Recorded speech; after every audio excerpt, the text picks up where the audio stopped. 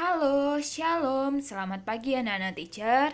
Bagaimana kabarnya hari ini nak? Semoga anak-anak teacher semuanya dalam keadaan baik dan sehat ya. Amin. Nah, sekarang kita ada di hari Selasa, hari yang baru tentu dengan materi pembelajaran yang baru pula. Hari ini nak, kita akan belajar tematik 6C, subtema 2, pembelajaran 3, dan pembelajaran 4. Di buku paket tematik 6C-mu itu ada di halaman 50 sampai halaman 61. Oke. Sekarang seperti biasa nak, sebelum kita mulai pembelajaran kita hari ini, anak-anak teacher jangan lupa untuk following the Bible, untuk baca 5 ayat Alkitabnya. Setelah selesai membaca Alkitab, jangan lupa untuk berdoa ya nak. Minta hikmat sama Tuhan supaya apa materi yang kita pelajari melalui video ini kalian bisa memahami, kalian bisa mengerti dengan baik. Oke? Nah, sebelum kita masuk buku kita halaman 50, teacher mau review dulu materi yang kita sudah pelajari di video hari Senin kemarin. Di video yang kemarin, nak, kita sudah belajar tentang pengaruh televisi terhadap perubahan sosial budaya masyarakat. Kemudian kita juga sudah belajar tentang aliran listrik paralel. Kemudian kita juga sudah belajar tentang perkembangan jam, mulai dari jam matahari, jam analog, sampai jam digital. Kemudian di video sebelumnya juga kita sudah belajar tentang kewajiban kita di lingkungan keluarga, kewajiban kita di lingkungan sekolah, dan kewajiban kita di lingkungan masyarakat. Masih ingat kan, nak? Nah, sekarang bukalah bukumu halaman 50. Sambil dibuka bukunya, sambil perhatikan gambar yang ada di layar HP-mu atau di layar laptopmu. Nah, kira-kira gambar apa ini, nak? Iya, ini adalah gambar pakaian yang kusut. Nah, biasanya kalau pakaian kusut, kita apain, nak?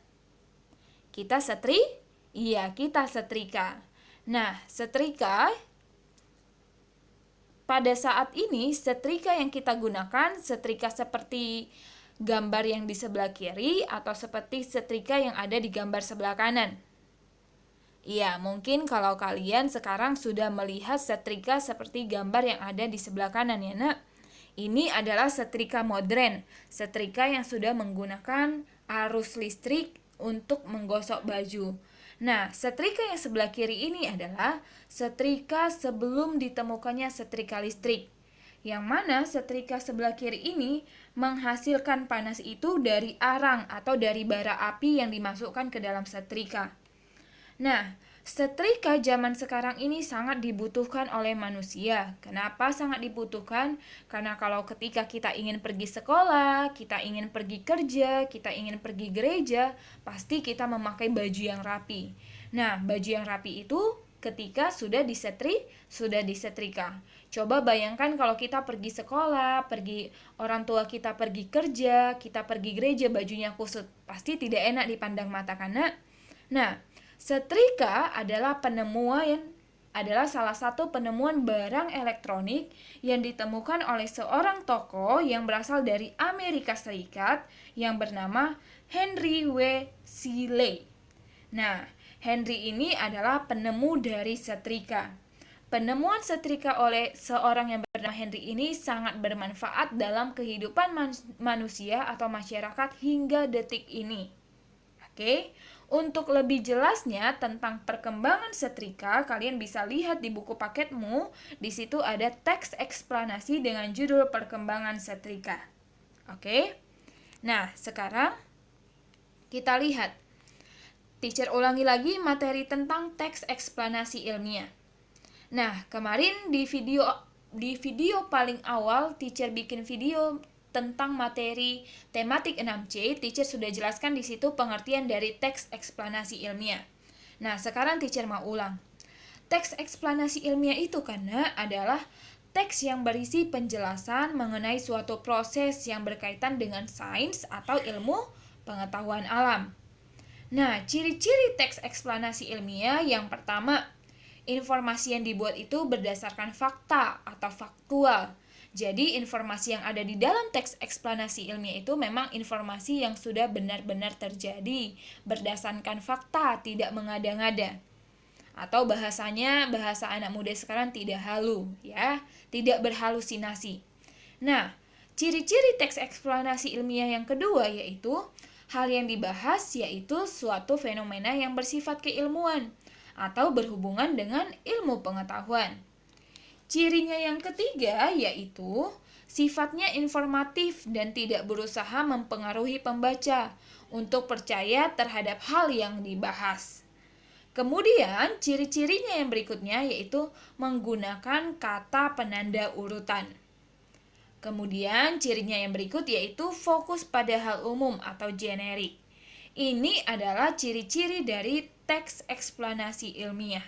Jadi, teks eksplanasi ilmiah itu adalah teks yang berisi penjelasan mengenai suatu proses yang berkaitan dengan sains atau ilmu pengetahuan alam. Bisa dipahami ya, Nak? Nah, sekarang kita lihat perbedaan teks eksplanasi ilmiah dengan teks lainnya. Jadi, teks eksplanasi ilmiah itu merupakan sebuah teks yang berbeda dengan teks bacaan biasa ya, Nak. Nah, apa perbedaannya? Perbedaan teks eksplanasi ilmiah dengan teks bacaan biasa seperti teks deskripsi, narasi, dan lain-lain yaitu yang pertama, di dalam teks eksplanasi ilmiah itu terdapat pernyataan umum.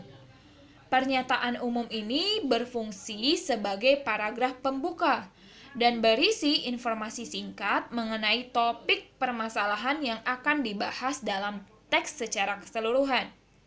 Kemudian, di dalam teks eksplanasi ilmiah itu terdapat deretan penjelas, yaitu bagian isi atau inti dari teks eksplanasi, yang berisi uraian atau penjelasan lebih rinci mengenai proses dari peristiwa atau kejadian yang dijelaskan pada bagian pernyataan umum. Dan yang terakhir, di dalam teks eksplanasi ilmiah itu terdapat kesimpulan. Nah, kesimpulan ini biasanya terdapat di akhir teks dan berisi pendapat singkat penulis mengenai topik dan informasi yang dijelaskan pada bagian pernyataan umum, serta deretan penjelas sebelumnya. Oke, bisa dipahami, Nak? Nah, sekarang kita lihat buku kita, halaman 57. Nah, untuk menjadi seorang tokoh penemu televisi, untuk menjadi seorang tokoh penemu setrika, untuk menjadi seorang tokoh penemu apalagi ya, mesin uap dan lain-lain, itu kita harus memiliki sifat pantang menyerah. Kita harus mau bekerja keras. Kita tidak mudah putus asa. Kenapa? Karena dalam melakukan penemuan-penemuan barang elektronik itu nggak bisa kita pastikan aku mau coba sekali harus langsung berhasil. Nggak bisa ya, Nak. Bisa jadi di percobaan ketiga atau bisa jadi bahkan Thomas Alva Edison dalam menemukan lampu itu dia mencoba sampai beratus-ratus kali. Baru di percobaan ke-1000 dia berhasil. Artinya apa? Kita memang harus memiliki sikap yang pantang menyerah. Kalau kita gagal, kita coba lagi. Masih gagal, harus mau coba lagi. Jangan cepat putus asa. Sehingga karena tokoh penemu dari televisi, karena tokoh penemu dari mesin uap, dari listrik, itu mereka memiliki sikap yang pantang menyerah, sikap yang mau selalu bekerja keras, maka penemuan-penemuan yang mereka temukan itu bisa kita rasakan manfaatnya hingga sekarang. Nah, sekarang kita lihat bagaimana kewajiban kita terhadap aktivitas kita, bagaimana kewajiban kita dalam kita bersosialisasi, dalam kita beraktivitas di dalam kehidupan sehari-hari. Nah, yang pertama kita lihat kewajiban kita sebagai seorang pelajar di lingkungan sekolah atau di lingkungan rumah. Setiap orang, dari anak kecil, orang dewasa, tidak dibatasi oleh umur, kita itu pasti memiliki hak, kita juga memiliki kewajiban. Seperti yang sudah pernah teacher sampaikan nih, kewajiban dan hak itu harus kita jalankan secara seimbang. Kita nggak boleh menuntut hak, tapi kita nggak melakukan kewajiban. Itu nggak boleh. Sebaliknya, kita juga kalau kita sudah melakukan kewajiban kita pantas untuk mendapatkan hak kita atau kita harus mendapatkan hak kita.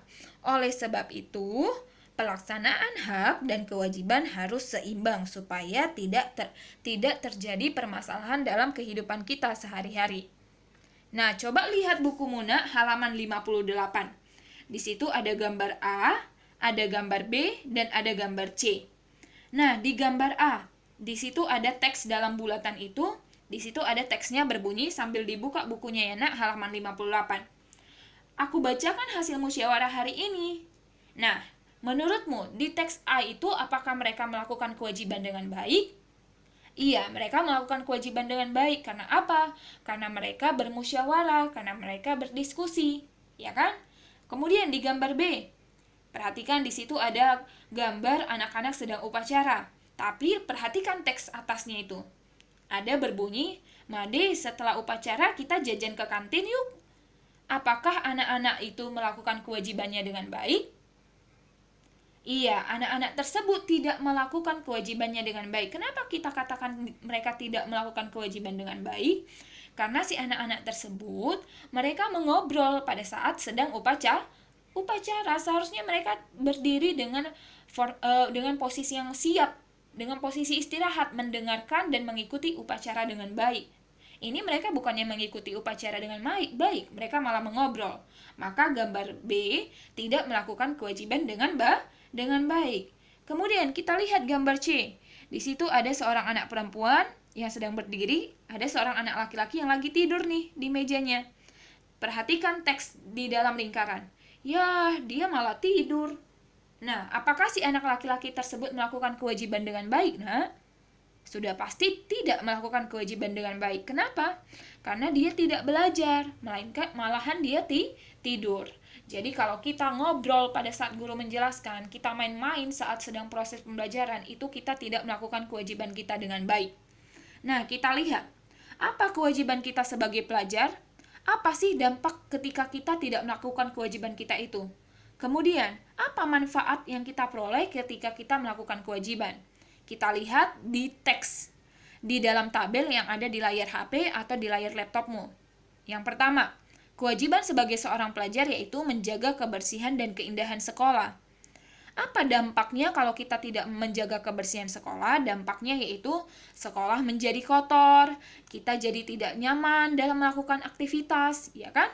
Kemudian, apa manfaat ketika kita sudah melakukan kewajiban kita? Manfaatnya yaitu sekolah menjadi bersih, warga sekolah nyaman dalam melakukan aktivitas. Yang kedua, kewajiban sebagai seorang pelajar yaitu selalu mengerjakan tugas sekolah. Nah, apa sih dampak yang aku dapatkan ketika aku tidak melakukan tugasku? Nah, dampaknya yaitu kita jadi ketinggalan pelajaran, kita jadi dihukum guru, hasil belajar kita juga jadi rendah, nilai-nilai kita jadi rendah. Manfaat ketika aku sudah mengerjakan tugas sekolah, apa manfaatnya untuk diriku sendiri? Yaitu aku bisa mengikuti pembelajaran dengan baik, aku tidak membuat guru marah, kemudian aku tidak ketinggalan pelajaran. Paham ya? Yang ketiga, kewajiban sebagai seorang pelajar, yaitu memelihara semua fasilitas yang ada di lingkungan sekolah, termasuklah itu bola basket kah, bola kaki kah, komputer, buku perpustakaan, dan lain sebagainya. Apa dampak ketika aku tidak memelihara fasilitas sekolah? Dampaknya yaitu aku jadi tidak bisa lagi menggunakan fasilitas sekolah dengan baik, ya kan? Apa manfaatnya ketika aku sudah memelihara fasilitas sekolah?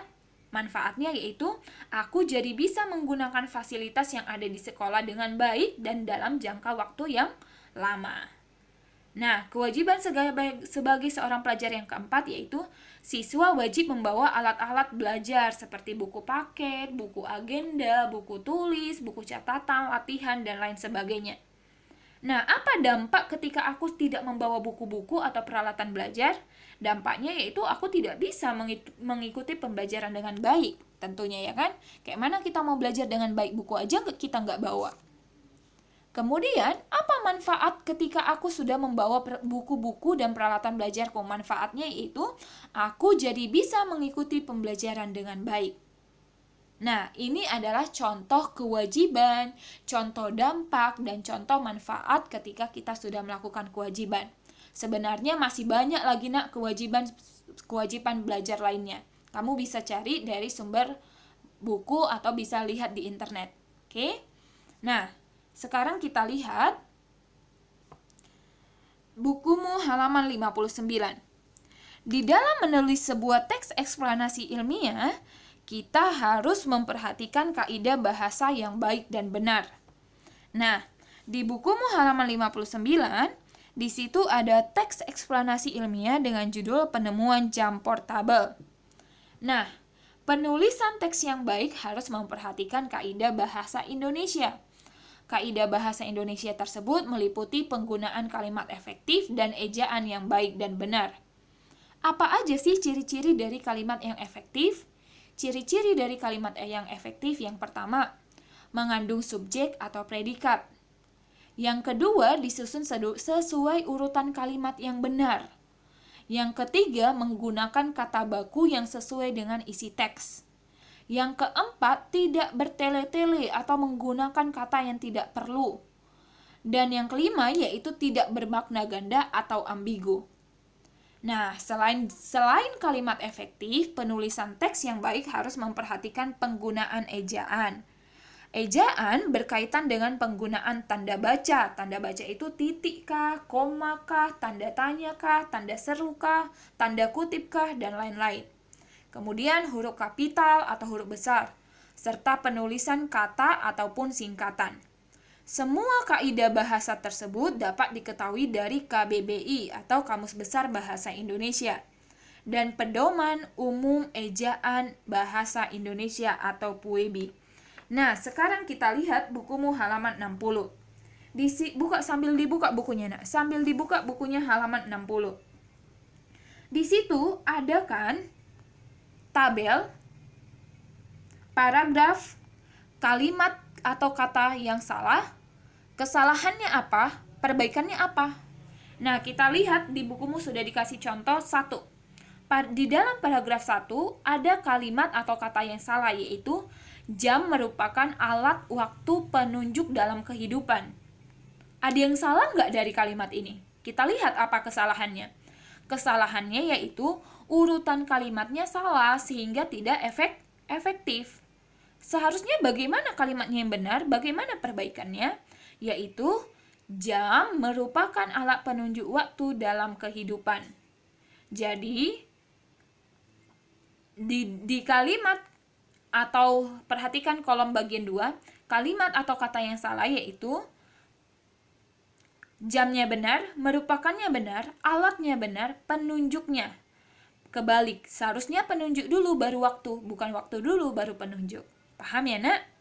Nah, sekarang kita lihat di paragraf ketiga. Paragraf ketiga, di kalimat kedua itu ada yang salah. Kalimat atau kata yang salahnya yaitu sebagai bentuk penghargaan terhadap kerja kerasnya, tanda seru. Peter Henlein, teacher ulangi ya, nak. Sebagai bentuk penghargaan terhadap kerja kerasnya, tanda seru.